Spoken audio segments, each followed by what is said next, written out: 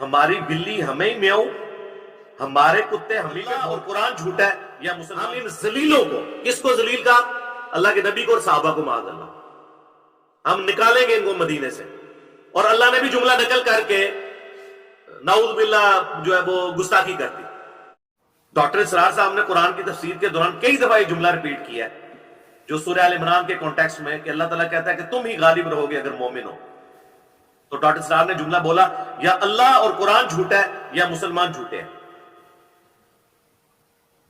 تو آپ کو ڈاکٹر اسرار کو کہ اس نے اللہ کو جھوٹا کہا؟ نہیں، انہوں نے کہا کہ پھر اس کو انہوں نے ایکسپلین کیا کہ اللہ تو جھوٹا نہیں ہے کہ مسلمان غالب رہیں گے، ہاں ہم ہی جھوٹے ہیں کہ ہم واقعی مومن نہیں ہیں، ورنہ آج ہم دنیا میں ہماری پٹائی نہ ہوتی، ہم غالب ہوتے۔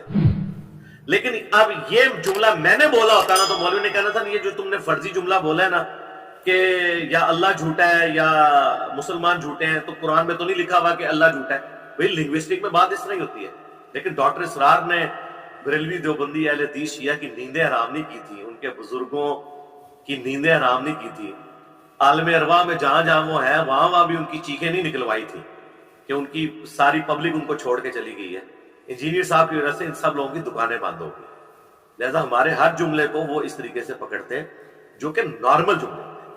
ایون آپ دیکھ لیں ڈاکٹر اسرار صاحب نے سورۃ المنافقون کی تفسیر کے دوران عبداللہ ابن ابی کا یہ جو قول تھا کہ یہ منافقین کہتے ہیں جب عزت والے داخل ہوں گے مدینے میں ذلیلوں کو نکال دیں گے، اس میں انہوں نے اس ڈسکشن کرتے ہوئے یہاں تک بول دیا کہ وہ منافقین کہتے تھے کہ ہماری بلی ہمیں میاؤں، ہمارے کتے ہمیں پہ بھونکتے ہیں۔ یعنی وہ صحابہ کرام کو کہہ رہے تھے کہ ان کو ہم نے پالا، عبداللہ ابن ابی کہتا تھا، اور آج یہ ہمیں پہ بھونکتے ہیں۔ کتوں کے ساتھ مثال دے دی منافقین کے ریفرنس سے۔ اب یہ مثال میں دیتا تو انہوں نے کہنا تھا اس کے صحابہ کو کتے کہہ دیا۔ اور مزے کی بات، اسی منافقون کی اسی آیت میں کی تفسیر میں بیان القرآن میں ڈاکٹر اسرار صاحب نے یہاں تک کہہ دیا کہ ایک چھوکرا تھا زید ابن ارقم، اس نے یہ بات سن کے حضور کو بتائی کہ عبداللہ ابن ابی نے آپ کے بارے میں یہ جملہ بولا ہے، تو نبی علیہ السلام نے بلایا، عبداللہ ابن ابی نے انکار کر دیا، تو نبی علیہ السلام نے اس چھوکرے کی بات کو چھوڑ دیا۔ پھر قرآن میں آیت نازل ہوئی کہ یہ چھوکرا صحیح کہتا ہے۔ یہ 3-4 بار چھوکرے کا لفظ انہوں نے استعمال کیا زید ابن ارقم کے لیے کہ چھوکرا صحیح کہہ رہا ہے۔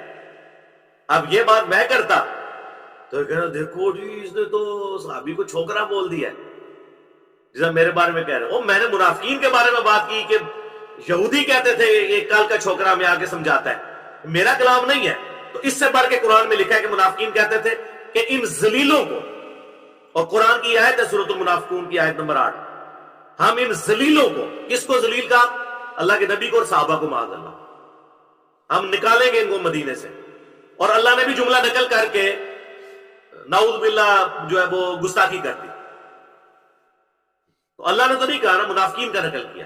ہم بھی اگر یہود و نصارہ کے ریفرنس سے کوئی بات نقل کریں، قرآن میں لکھا ہے یہ کافر کہتے تھے نبی دیوانہ ہے، مجنون ہے، اسے پریشان خواب آتے ہیں، اس نے اجمی غلام رکھا ہے جو اسے پڑھاتا ہے۔ اتنے سخت سخت الفاظ ہیں۔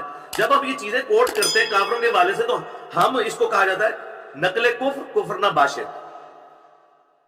اور اپنی حالت ان کی یہ ہے کہ ان کے بابوں نے اپنے ناموں کے کلمے پڑھائے، لا الہ الا اللہ چشتی رسول اللہ اور اشعری رسول اللہ کلمے کو انڈورس کیا اشعری تھانوی نے، ان کو یہ قیم الامت اور رحمہ اللہ کہتے ہیں۔